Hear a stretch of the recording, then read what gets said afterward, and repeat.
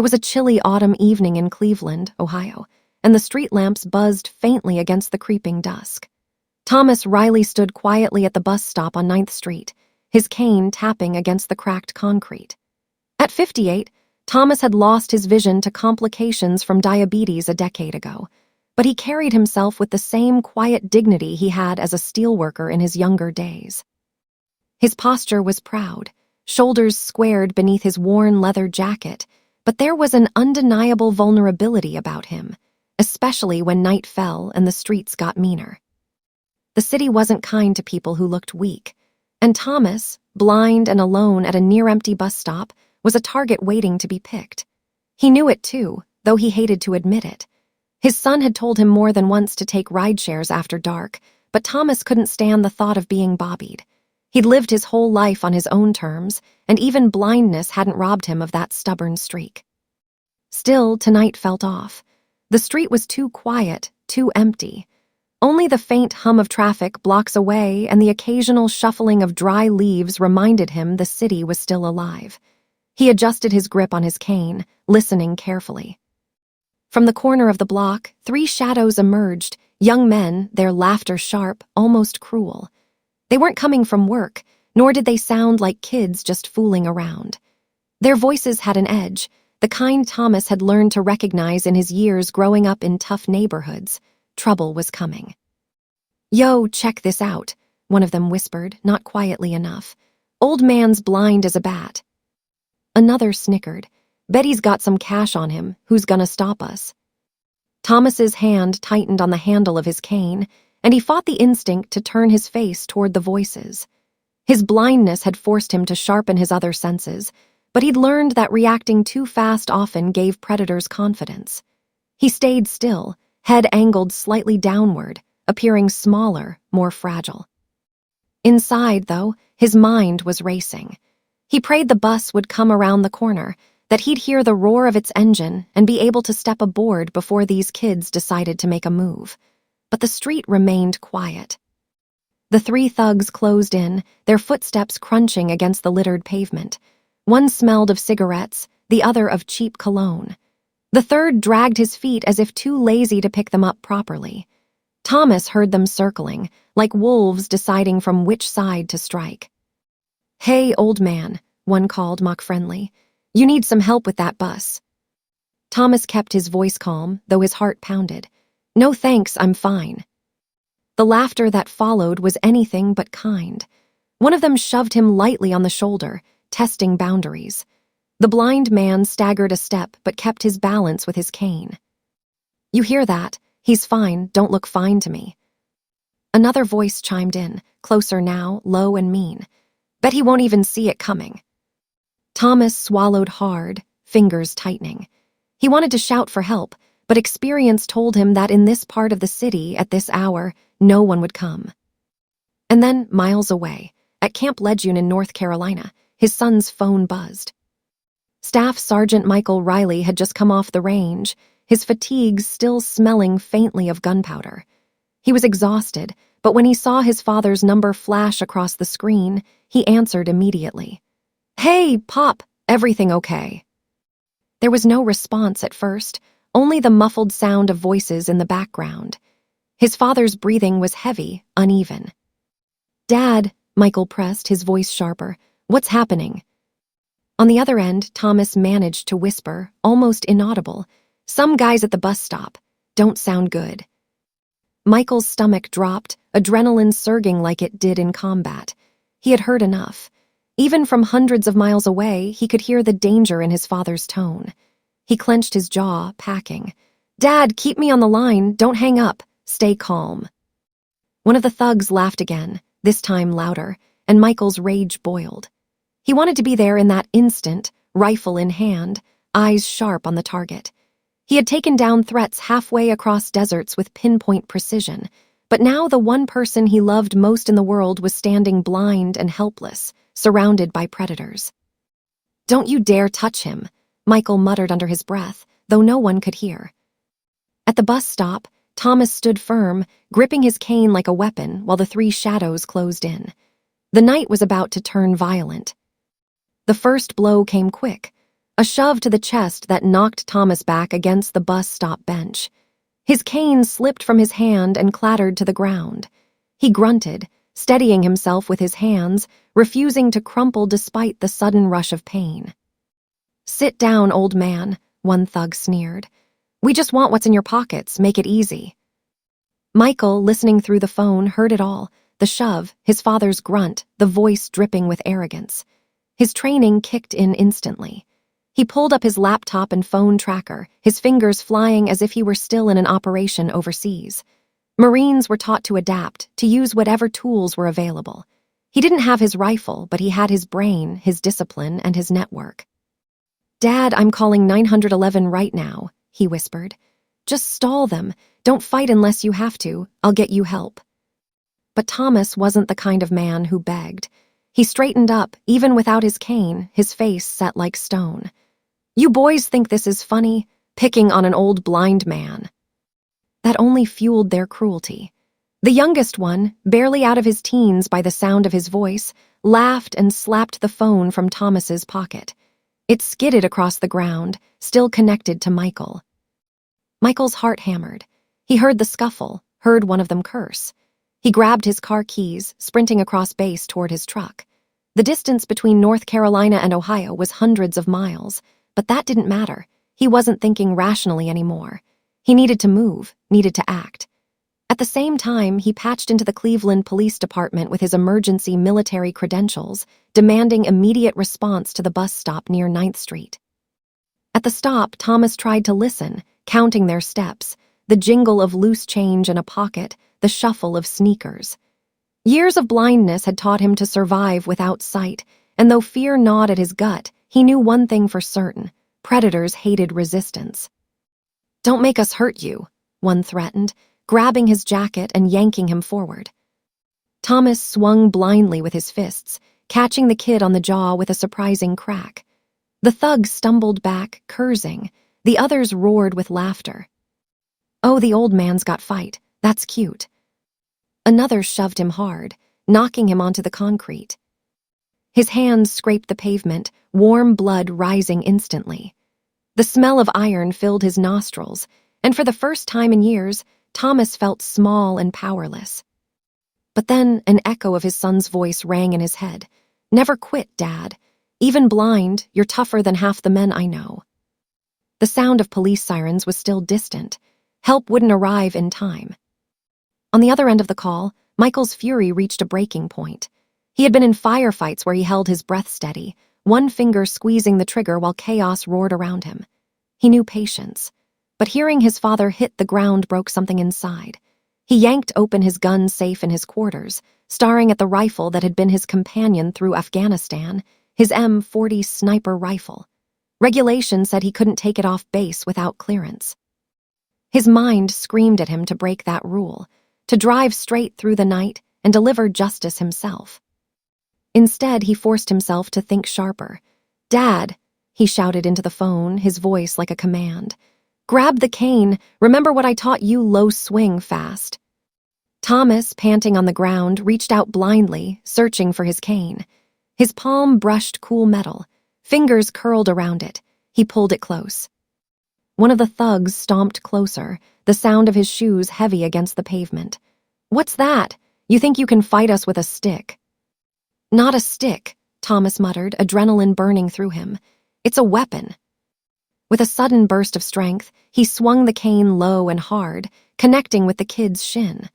A scream ripped through the air as bone met wood. The boy collapsed, howling.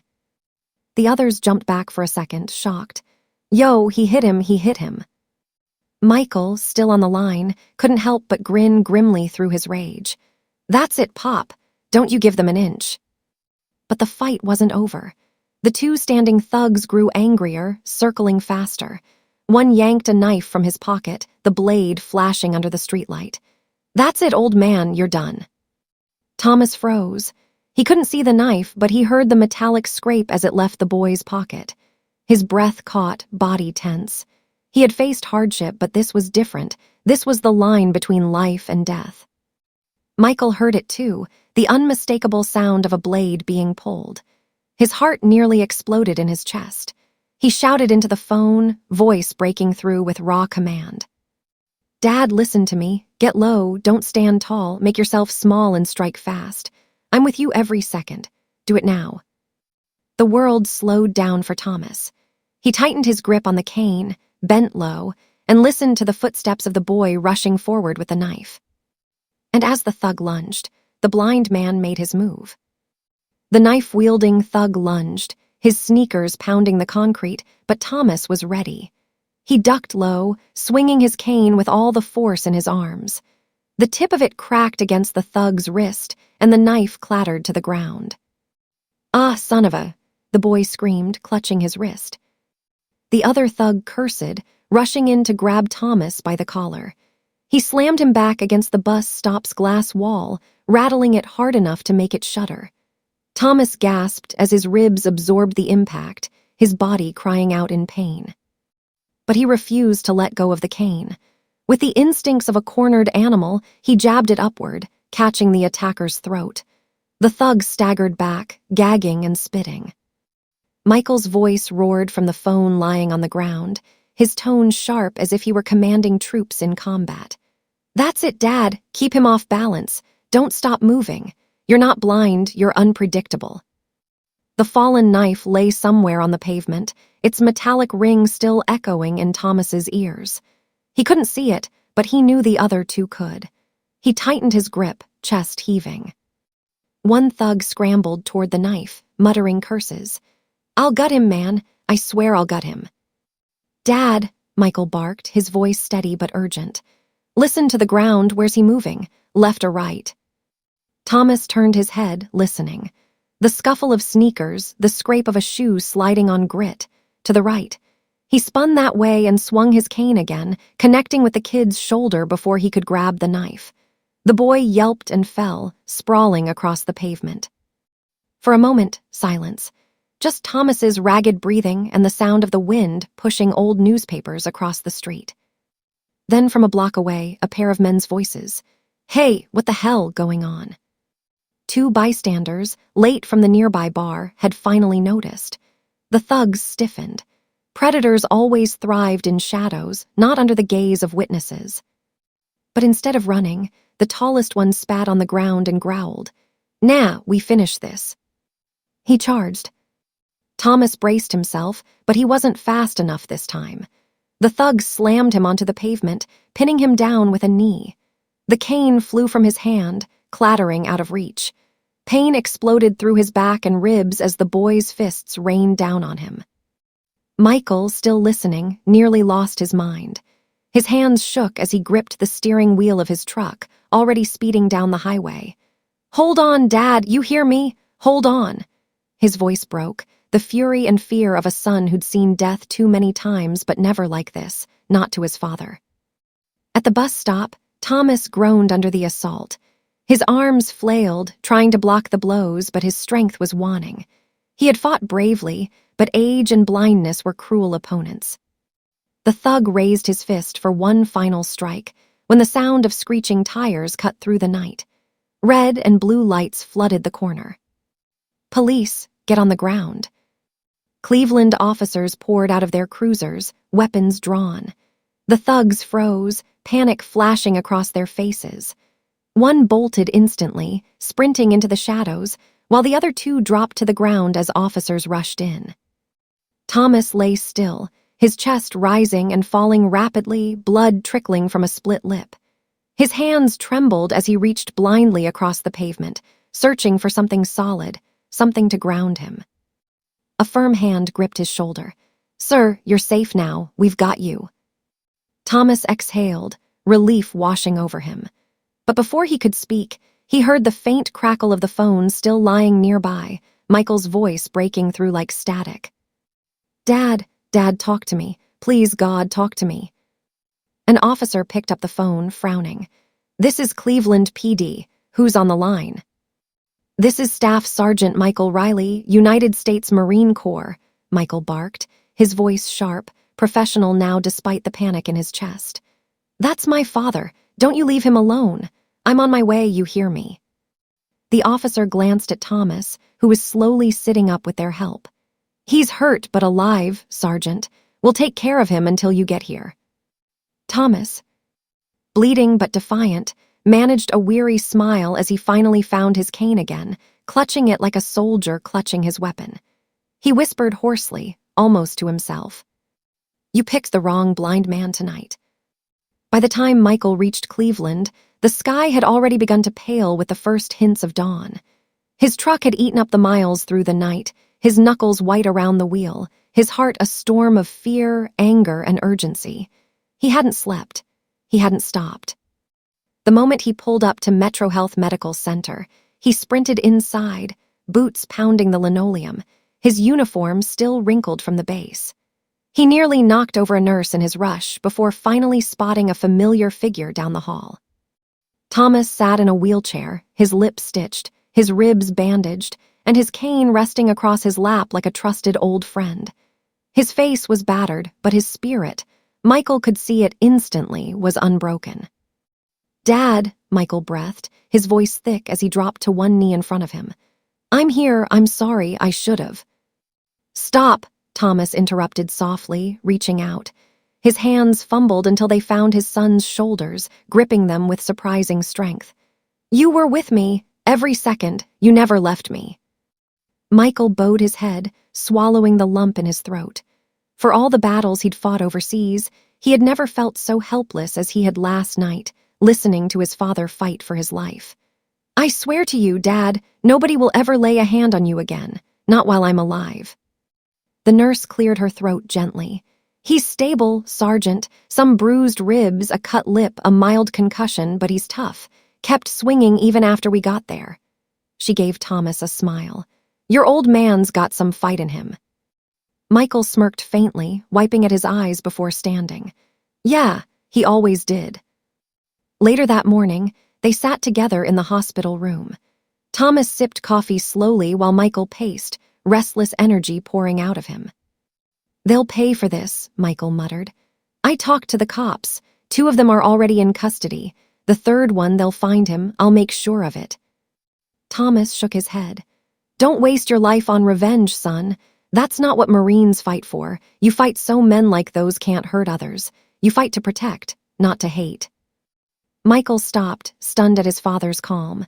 "They beat you. They had a knife. They could have killed you." "And I'm still here." Thomas leaned back, his smile wry. "Because you trained me, even if you didn't know it. All those talks about staying calm under pressure, about listening, about never backing down, you gave me what I needed last night. That's why I'm alive." Michael sat heavily in the chair beside him, his chest tight. He had taught snipers, squads, and even foreign allies. But the thought that his father had survived because of him, it broke something open inside him he didn't know he'd been carrying. Thomas reached for his son's hand. "You're a sniper, Michael. You fight battles I can't even imagine. But last night you weren't hundreds of miles away. You were right there in my ear. And that saved me." For the first time in years, Michael let the tears fall freely. He leaned forward, resting his forehead against his father's hand, and whispered, "I thought I lost you." "But you didn't," Thomas said gently, "and I won't let them take me that easy." Later that week, local news picked up the story. "Blind man fights off attackers with cane, saved by Marine's son on phone." The headline spread quickly. Neighbors stopped Thomas on the street, careful not to crowd him, and told him he was an inspiration. Strangers called him a hero. But Thomas didn't feel like one. He was just a father who had survived, a man who refused to bow to fear. The true hero in his eyes was the son who had stood by him through the darkness, even from hundreds of miles away. One evening, as they sat together on the porch of Thomas's small Cleveland home, Michael finally asked, "So, Dad, what now? You still planning to take that bus alone at night?" Thomas chuckled, tapping his cane against the wooden floorboards. "Of course, I won't let a few punks take my independence. Besides," he turned his blind eyes toward the sound of his son's steady breathing, his voice firm, "I've got a Marine sniper watching over me. Who's gonna mess with that?" Michael laughed for the first time in days, a deep, full laugh that eased the heaviness in his chest. He knew there would always be dangers, always shadows in the city. But as long as they faced them together, nothing could break them. And somewhere in the silence of that night, father and son understood the same truth. Blindness was no weakness, distance was no barrier, and family was the strongest weapon of all.